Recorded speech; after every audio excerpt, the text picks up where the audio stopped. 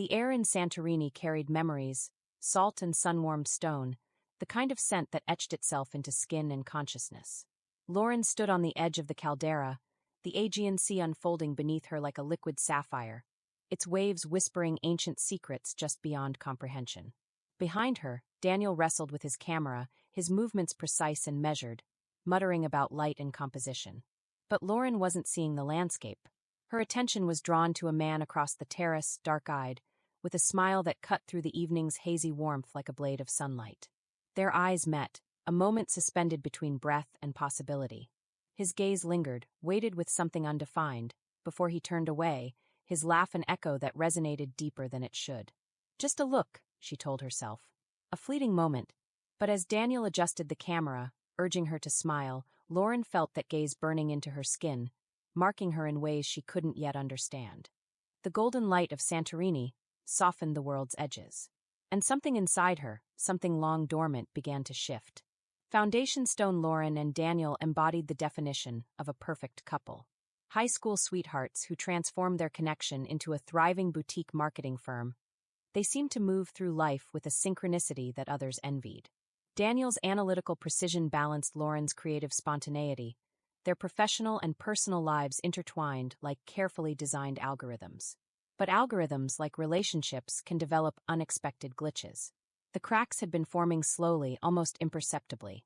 Daniel's meticulousness, once a comfort, and stability she'd craved, now felt like a suffocating embrace.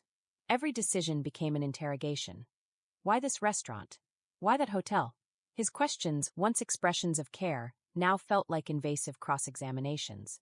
Santorini was Lauren's last attempt at rekindling something. A desperate intervention for a love she felt slipping away. They explored the island's labyrinthine streets, its pristine beaches, but the distance between them seemed to expand with each step, each breath. Lauren understood the fracture wasn't solely Daniel's fault. She was retreating, building invisible walls. Stress, exhaustion, the relentless demands of their shared business, these were the excuses she offered herself. But in quiet moments, when vulnerability crept past her defenses, she admitted a more painful truth. She wasn't certain she loved him as she once had. The man from the terrace reappeared the next evening, this time at the hotel bar. His presence was gravitational, pulling her gaze without conscious effort. She didn't plan to sit beside him while Daniel went upstairs. Didn't intend to start a conversation. But intention, Lauren was learning, meant very little. Julian. His name rolled like aged wine, smooth and complex. They talked about the island, about travel, about how sunsets seemed to repaint the world with each descent. When Daniel returned, Lauren introduced them with a casualness that surprised even herself. That night, lying beside her husband, Julian's laugh echoed in her mind, a siren's call she was terrified to answer. Rising tide, what began as fleeting moments transformed into a delicate dance of connection.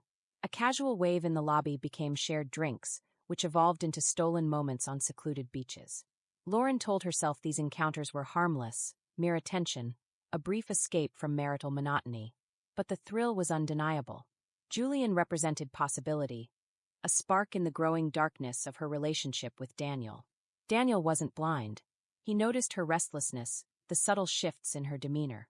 "Are you unhappy?" he'd ask, his voice tinged with a vulnerability she'd rarely heard before. Lauren deflected with practiced ease, blaming jet lag, stress, anything but the truth burning inside her. Their last night in Santorini arrived like a predestined moment. Daniel, exhausted from their day's explorations, slept deeply. Lauren wandered the hotel grounds, the night air cool against her skin, telling herself she wasn't searching for anything. But when she saw Julian by the pool, moonlight catching his profile, she knew she was lying. Their conversation flowed like wine, intoxicating and dangerous.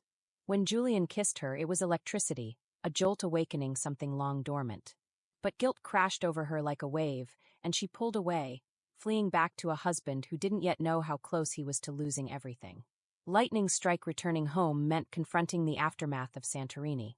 The affair wasn't a fleeting fantasy, but a growing reality. Julian had awakened something fundamental, a longing for connection, for passion that transcended routine. Text messages, stolen phone calls. Each interaction was a thread unraveling the carefully constructed tapestry of her marriage. Daniel sensed the change, his questions becoming more pointed, his eyes carrying a wounded wariness.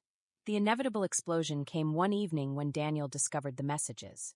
Years of unspoken resentments, of growing apart, of silent disappointments erupted in a storm of accusations and tears. Echo chamber separation was brutal. Lauren moved into a friend's apartment, the silence of her new space a constant reminder of what she had lost. Her relationship with Julian, stripped of its initial romantic veneer, felt shallow, the excitement replaced by a growing awareness of its fundamental emptiness. She began to dissect her marriage, her choices. The resentment she'd allowed to fester, the communication they'd abandoned, the slow erosion of intimacy, all of it came into sharp focus. Resonance months later, they met for coffee.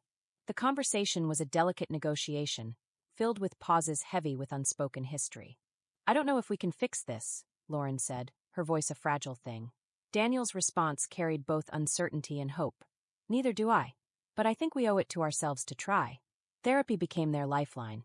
They learned to see each other not as idealized partners, but as complex, flawed humans navigating an intricate emotional landscape. The affair, devastating as it was, had forced them to confront truths they'd long avoided. A year later, they returned to Santorini. Standing on the same terrace where everything had begun to unravel, watching the sunset paint the Aegean in impossible colors, they felt something profound and unexpected. Hope. Fragile. Resilient. Real.